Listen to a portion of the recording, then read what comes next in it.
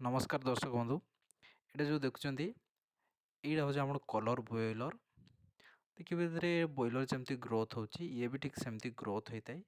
Costing आमर बहुत कम दाना कॉस्टिंग बहुत कम आसता है।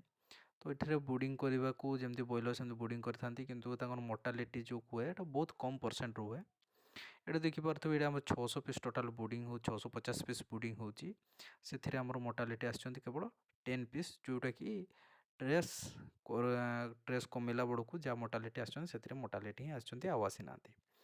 तो ये जो देखुं कलर बॉयलर ये आमर अच्छे 40 दिन रे आपणकर 2 केजी हो जाऊँगी। तापर जदि आप ठीक से खाइबा वैक्सीन मेडिसिन ठीक से दौरान ताहले एथिरे आपणकर 2 किलो 200-300 मध्य क्रॉस करुच्ची।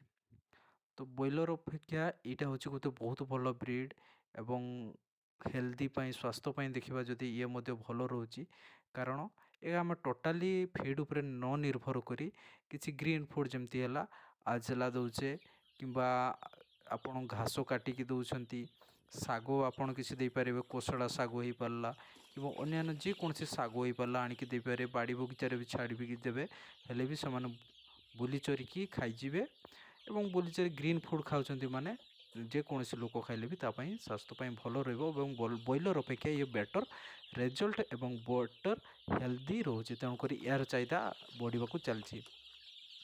ए कलर बॉयलरटा देखुए ये आपणकर मल्टी कलर आसी ब्लाक हो पारे ब्राउन कलर आसो कि ग्रे कलर भी आसे आ गए जोटा आपणकर पटापटा ब्लाक एंड ब्राउन ब्लाक मिसिकी आसी थाए।